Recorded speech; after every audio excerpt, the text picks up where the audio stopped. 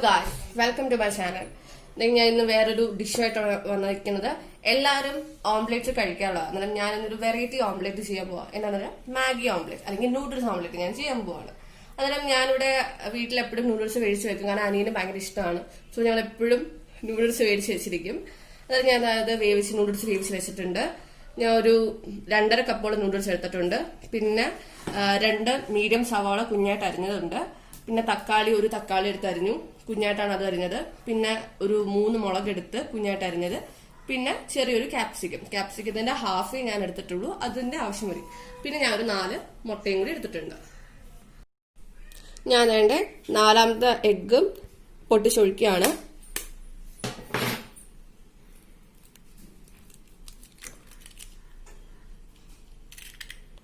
നമുക്കിത് നന്നായിട്ടൊന്ന് ബീറ്റ് ചെയ്തെടുക്കാം.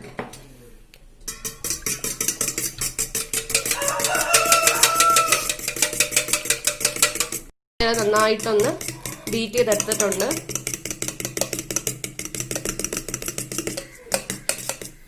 നമുക്കിനി അതിലേക്ക് കുറച്ച് കുരുമുളക് ഇടാം.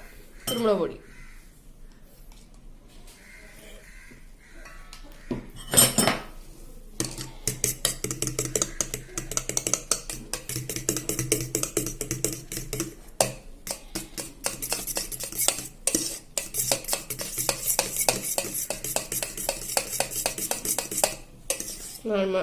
കണ്ടല്ലോ നമ്മുടെ എഗ്ഗ് നന്നായിട്ട് ബീറ്റ് ചെയ്ത് എല്ലാം മിക്സ് ചെയ്ത് കിട്ടിയിട്ടുണ്ട്.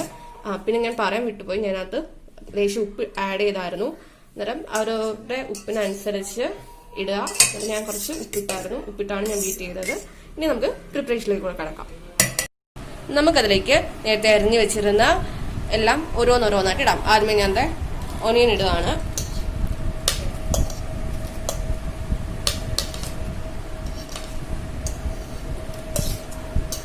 പിന്നെ തക്കാളി,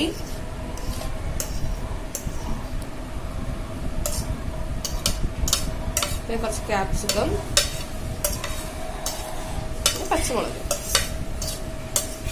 ഇത് നമുക്ക് നന്നായിട്ടൊന്ന് ഇളക്കി കൊടുക്കാം.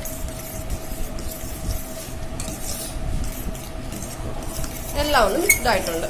ഇനി നമുക്ക് അതിലേക്ക് നമ്മൾ നേരത്തെ വേവിച്ച് മാറ്റി വെച്ചിരുന്ന നൂഡിൽസ് ആഡ് ചെയ്യാം. നിങ്ങളുടെ ആവശ്യം അനുസരിച്ച് ആഡ് ചെയ്താൽ മതി.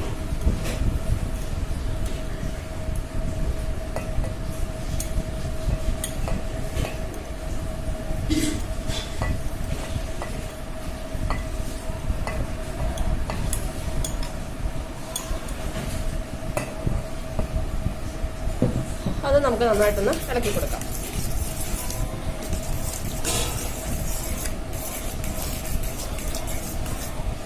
നിങ്ങളുടെ ഉപ്പ് നോക്കുക. നിങ്ങളുടെ ആവശ്യത്തിനുള്ള ഉപ്പിന്റെ കാര്യം നിങ്ങൾ നോക്കുക. കാരണം നമ്മൾ ഈ മാഗിയും ഈ പച്ചക്കറികളൊക്കെ ഇടുമ്പോഴേക്ക് ചിലപ്പോൾ ഉപ്പ് കുറയാനുള്ള ചാൻസ് ഉണ്ട്. അന്നേരം അതിനും കൂടി വേണ്ടിയായിട്ടായിരിക്കണം നിങ്ങൾ ഉപ്പിടേണ്ടത്.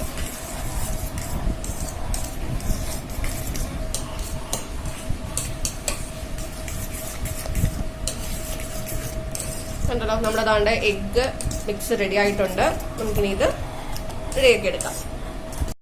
നമ്മുടെ ഒരു പാൻ ചൂടാവാൻ വെച്ചിട്ടുണ്ട്. ഞാൻ മീഡിയം ഫ്ലെയിമിലാണ് ഇട്ടേക്കുന്നത്. അതൊന്ന് ചൂടായി വരുമ്പോഴേക്ക് നമുക്കതിലേക്ക് കുറച്ച് ഓയിൽ ഒഴിക്കാം. ഞാൻ റിഫൈൻഡ് ഓയിലാണ് ഒഴിക്കുന്നത്, അത് സൺഫ്ലവർ ഓയിൽ. എന്നിട്ട് നമ്മൾ ആ കൂട്ട് ഒഴിച്ചു കൊടുത്ത് അടച്ചു വെച്ച് വേവിക്കുകയാണ് ചെയ്യുന്നത്. അന്നേരം നമുക്ക് പ്രിപ്പറേഷനിലോട്ട് കിടക്കാം. അതിനു മുമ്പ് നമ്മുടെ പാൻ ഒന്ന് ചൂടായി വരട്ടെ. അങ്ങനെ നമ്മുടെ പാൻ ചൂടാക്കി ഇട്ടിട്ടുണ്ട്. നമുക്കതിലേക്ക് ലേശം എണ്ണ ഒഴിച്ചു കൊടുക്കാം. നോൺ സ്റ്റിക് പാൻ ആയതുകൊണ്ട് തന്നെ ലേശം എണ്ണേന്റെ ആവശ്യം വരുത്തോളൂ. നമുക്ക് അതൊന്ന് ചുറ്റിച്ചെടുക്കാം.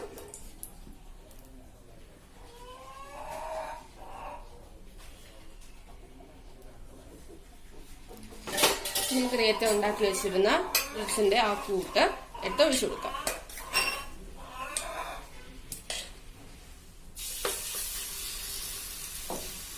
എന്നിട്ട് നമുക്കതൊന്ന് പെട്ടെന്ന് അടച്ചു വെക്കാം.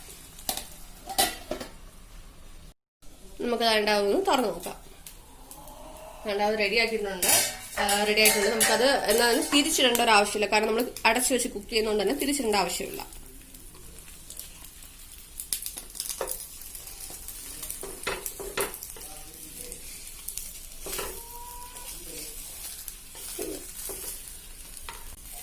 നമുക്കത് അതിനകത്തേക്ക് ഇടാം. അടുത്തത് ചെയ്തെടുക്കാം. അങ്ങനെ നമ്മുടെ ലാസ്റ്റ് പീസും റെഡി ആയിട്ടുണ്ട്. നമുക്കിനി അത് വേറെ ഒരു പാത്രത്തിലേക്ക് മാറ്റാം.